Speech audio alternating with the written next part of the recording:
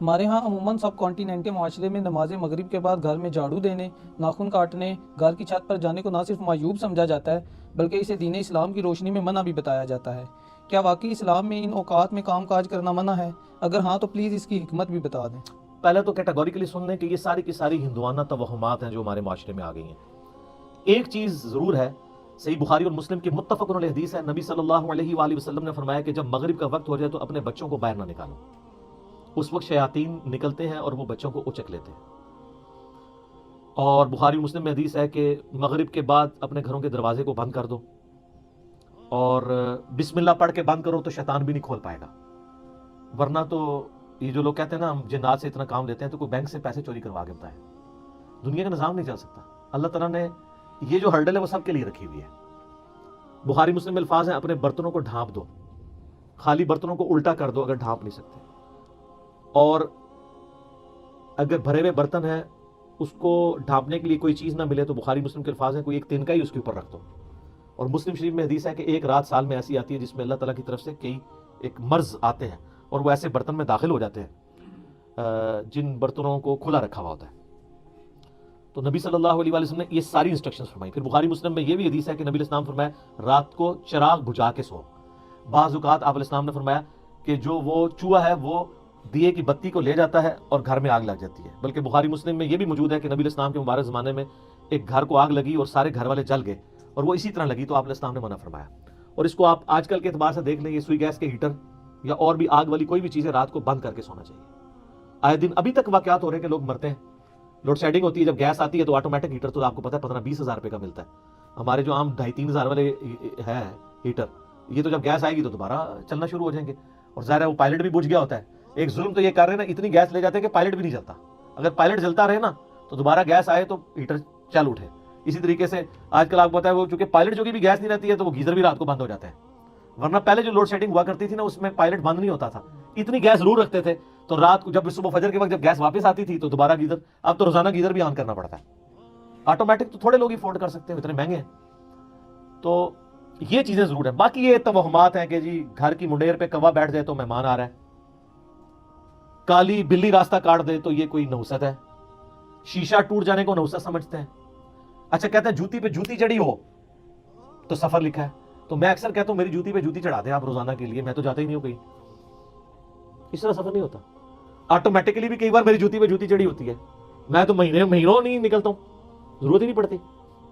تو یہ ہے ساری چیزیں جو توہمات سے تعلق رکھتی ہیں، اور نبی علیہ السلام نے ان چیزوں کو کنڈیم فرمایا۔ قرآن حکیم میں واضح آیت ہے، سورہ بنی اسرائیل میں 36 نمبر آیت، جو 10 کمانڈمنٹس آئی ہیں نا، 9th کمانڈ ہے وَلَا تَقْفُ مَا لَيْسَ لَكَ بِهِ عِلْمٌ إِنَّ السَّمْعَ وَالْبَصَرَ وَالْفُؤَادَ كُلُّ أُولَٰئِكَ كَانَ عَنْهُ مسؤولا۔ اے انسان کسی چیز کی پیروی اس وقت تک مت کر جب تک کہ تیرے پاس اس کے بارے میں ڈیفینیٹ علم نہ آ جائے۔ بے شک کان، آنکھیں اور عقل، دل یا دماغ کوئی بھی چیز، عقل، اس کے بارے میں تم سے پوچھا جائے گا۔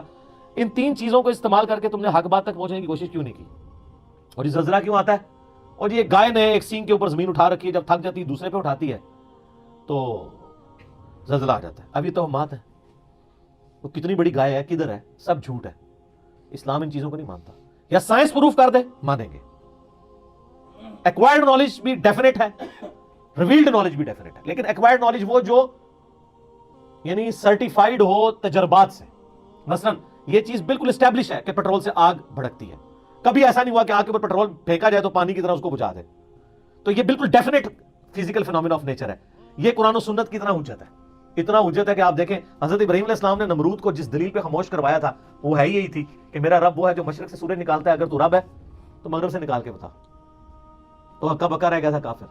اب یہ سائنٹیفک ایک فینومینا تھا جو حضرت ابراہیم علیہ السلام نے سامنے پیش کیا۔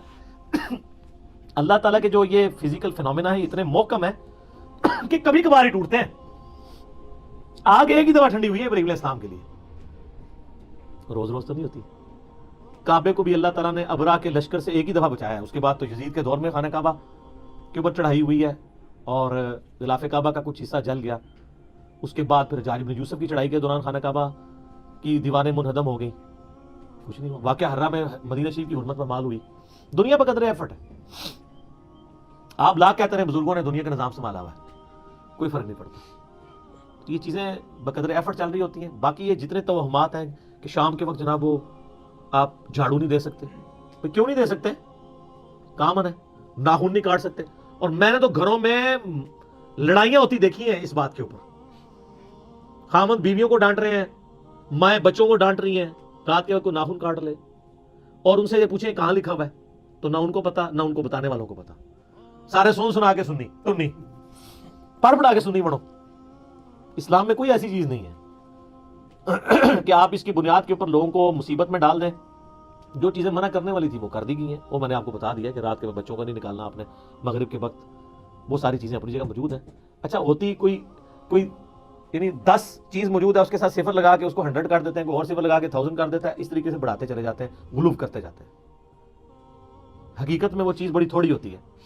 اس طریقے سے دین میں خود ایگزیجریشن کرنا, لڑائی جھگڑے کرنا. بھائی صفائی تو نصف ایمان ہے. صحیح مسلم میں 534 نمبر حدیث ہے, صفائی نصف ایمان ہے. وہ صفائی کے لیے کوئی ٹائمنگ نہیں بتائے گی, جس وقت مرضی آپ کریں صفائی. اچھا جن چیزوں میں ٹائمنگ بتائی تھی اس میں کوئی فالو نہیں کرتا. سورہ نور اٹھا کے دیکھیں, اللہ تعالیٰ نے 3 اوقات میں کسی کے گھر جانے سے منع فرمایا. ارلی ان دا مارننگ, دوپہر کے وقت, اور رات کے وقت. تو مجھے تو بڑا غصہ آتا ہے ایسے لوگوں پہ جو عشاء کے بعد جو ہے وہ مہمان بن کے تو منہ اٹھا کے آ جاتے ہیں. تو میں تو بالکل اسٹریٹ فارورڈ ہوں. میں دروازے پہ آ کہتا ہوں نہیں میرا ٹائم نہیں جی, انشاءاللہ پھر ملیں گے. اس کو لوگ بد اخلاقی سمجھتے ہیں, حالانکہ یہ اخلاق ہے, میرا حق ہے. مس بیل نے بار بار دینا ایک بہت ہے. مجھے ضرورت ہوگی میں دوبارہ کال کر لوں گا, اگر نہیں کرنی 50 کے بعد بھی نہیں کروں گا. آپ کو کسی نے حق نہیں دیا کہ آپ میری زندگی میں انٹرفیئر کریں. بخاری مسلم میں حدیث ہے, نبی علیہ السلام فرمایا اگر کوئی کسی کے گھر میں جھانک رہا ہے نا, اور وہ آگے سے نیزہ مار کے اس کی آنکھ بھی نکال دینا, اس پہ کوئی قدغن نہیں ہے. آپ اسے بد اخلاقی سمجھیں گے کہ یار وہ جھانکنے سے کیا ہو گیا تھا, آنکھ نکال دی. بھائی اسلام تو یہی کہتا ہے, سختی. خود نبی علیہ السلام نے ایک صحابی کو یہ کہہ دیا تھا کہ اگر میں جان رہا ہوتا تو میں تیرے ساتھ کر دیتا. حتیٰ کہ بخاری مسلم یہ بھی حدیث ہے کہ دروازہ کھٹکھڑاؤ, دستک دو, جواب آ جائے تو ٹھیک 3 دفعہ, ورنہ واپس چلے جاؤ. اس بات کا برا بھی نہ مانو. یہ کیوں ہے؟ کوئی اگلے کی مرضی نہیں ہے, نہیں ملنا چاہتا آپ سے, کیوں آپ اس کو مجبور کر رہے ہیں؟ تو یہ سب کی سب چیزیں ہمارے معاشرے میں توہمات چل رہی ہیں. انہی میں سے یہ بھی ہے. اسلام یا ایکوائرڈ نالج کو مانتا ہے یا ریویلڈ نالج کو. سر پھر گورے کو اسلام ہے نا, گورے کو آپ کہہ دینا کالی بلی آگے سے راستہ کاٹ دے تو نوست ہے, وہ مانے گا؟ ایمانداری سے مجھے بتائیں, نان سینس کیا بات کر رہے ہیں, نہیں مانے گا. آپ کے اعتقادات جو ہیں وہ گوروں سے بھی گئے گزرے ہیں. اور کر کے دیکھ لیں آپ, یہ جو آسٹریلیا کی ٹیم آپ کے ساتھ کر رہی ہے, ان کے آگے کے کالی بلی پھینکے, پھر دونوں ٹرپل سینچری مارے گا وار میں, کچھ بھی نہیں ہونا. دنیا بقدر ایفرٹ ہے, اس طرح سے کچھ بھی نہیں ہونا. ساری کی ساری چیزیں توہمات ہیں. ٹھیک ہو گیا.